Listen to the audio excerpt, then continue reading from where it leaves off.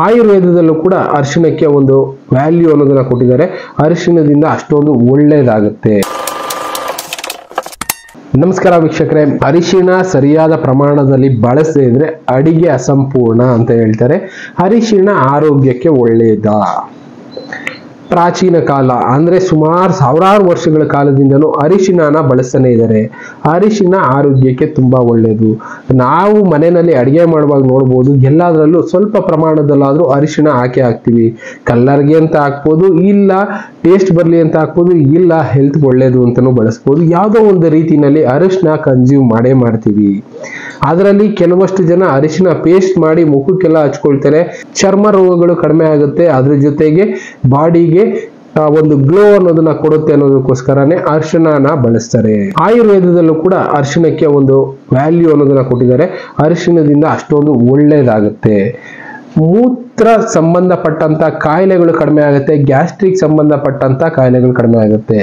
ಆದ್ರೆ ಎಷ್ಟು ಪ್ರಮಾಣದಲ್ಲಿ ಬಳಸಬೇಕು ಅಂತ ಗೊತ್ತಿರಬೇಕು. ಆಲಸ್ಯಂ ಅಮೃತಂ ವಿಷಂ ಅನ್ನೋ ಹಾಗೆ ನಾವು ಯಾವುದೇ ಆಗ್ಲಿ ಅಮೃತನೇ ಜಾಸ್ತಿ ಬಳಸೋದು ವಿಷ ಆಗುತ್ತೆ ಅನ್ನೋ ಹಾಗೆ ಯಾವ ಪ್ರಮಾಣದಲ್ಲಿ ಬಳಸಬೇಕು ಅನ್ನೋದನ್ನ ತಿಳ್ಕೊಂಡು ಬಳಸಬೇಕು. ಅಡಿಗೆನಲ್ಲಿ ಅರಿಶಿಣನ ಬಳಸ್ತಾರೆ ಕಲ್ಲರ್ಗೋಸ್ಕರ. ಅರಿಶಿಣನ ಆಹಾರದಲ್ಲಿ ಬಳಸೋದ್ರಿಂದ ಕೆಲವಷ್ಟು ಚರ್ಮ ರೋಗಗಳು ಬರೋದಿಲ್ಲ. ಇನ್ನ ಕೆಲವಷ್ಟು ವೈಜ್ಞಾನಿಕವಾಗಿ ಬಳಸ್ತಾ ಇದ್ರು. ಈಗ ನಾವು ಅಂಗಡಿಯಿಂದ ತರಕಾರಿಗಳನ್ನ ತಗೊಂಡ್ಬರ್ತೀವಿ, ಬೇರೆ ಬೇರೆ ಐಟಮ್ಸ್ಗಳನ್ನ ತಗೊಂಡ್ಬರ್ತೀವಿ, ಅವನ್ನ ತೊಳೆಯೋದಕ್ಕೆ ಕೂಡ ಅರಿಶಿಣನ ಚೂರಾದ್ರೂ ಬಳಸ್ತಾ ಇದ್ರು.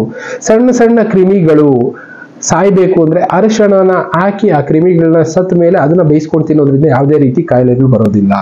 ಈಗ ಮನುಷ್ಯನಿಗೆ ಗಾಯ ಆಯ್ತು ಅಂದ್ರೆ ಹಳ್ಳಿ ಕಡೆ ಏನ್ ಮಾಡ್ತಾರೆ, ಮೊದಲು ಅರಿಶಿಣ ಹಾಕ್ತಾರೆ ಆ ಗಾಯಕ್ಕೆ. ಎಂತಕ್ಕೆ ಅಂದ್ರೆ ಯಾವುದೇ ಕ್ರಿಮಿಕೀಟಗಳು ಹೋಗಿ ಕುತ್ಕೊಂಡು ಸೆಪ್ಟಿಕ್ ಆಗದೆ ಇರ್ಲಿ ಅಂತ. ಅಷ್ಟೊಂದು ಮಹತ್ವ ಅರಿಶಿಣ ಕೊಟ್ಟಿದ್ರು.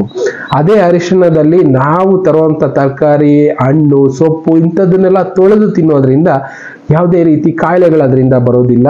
ಪ್ಲಸ್ ಅರಿಶಿಣ ದಿನನಿತ್ಯ ಬಳಸೋದ್ರಿಂದ ದೇಹದಲ್ಲಿರುವಂತ ಸೂಕ್ಷ್ಮ ಕ್ರಿಮಿಕೀಟಗಳೆಲ್ಲ ನಾಶ ಆಗ್ತಾ ಹೋಗುತ್ತೆ.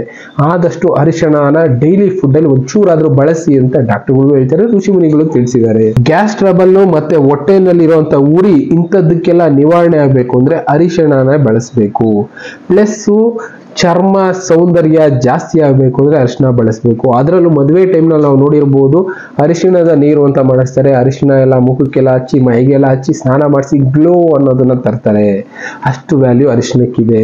ಈಗ ಎಷ್ಟೋ ಕಾಸ್ಮೆಟಿಕ್ಸ್ ಅಲ್ಲಿ ಕೂಡ ಅರಿಶಿಣನ ಬಳಸ್ತಾರೆ. ಈ ರೀತಿ ಅರಿಶಿಣನ ದೇಹದ ಒಳಗೂ ಕೂಡ ತಗೋಬಹುದು, ದೇಹದ ಮೇಲೂ ಕೂಡ ಹಚ್ಕೋಬಹುದು. ಇದರಿಂದ ನಮ್ಮ ಬಾಡಿನೂ ಗ್ಲೋ ಆಗುತ್ತೆ ಒಳಗಡೆಯಿಂದ ಮತ್ತೆ ಹೊರಗಡೆಯಿಂದ. ಆದ್ರೆ ಎಷ್ಟು ಪ್ರಮಾಣದಲ್ಲಿ ಬಳಸಬೇಕು ಅಂತ ತಿಳ್ಕೊಂಡು ಬಳಸೋದು ತುಂಬಾ ಒಳ್ಳೇದು. ಅರಿಶಿಣ ಎಲ್ಲಾ ರೀತಿನಲ್ಲೂ ಒಳ್ಳೇದೇ. ಆದಷ್ಟು ದಿನನಿತ್ಯದ ಅಂದ್ರೆ ದಿನ ಬಳಸುವಂತ ಫುಡ್ ಅಲ್ಲಿ ಸ್ವಲ್ಪನಾದ್ರೂ ಅರಿಶಿಣ ಬಳಸಿ. ಕೆಲವೊಂದು ಕಾಯಿಲೆಗಳಿಂದ ಇದರಿಂದನೂ ಮುಕ್ತಿ ಅನ್ನೋದು ಸಿಗುತ್ತೆ.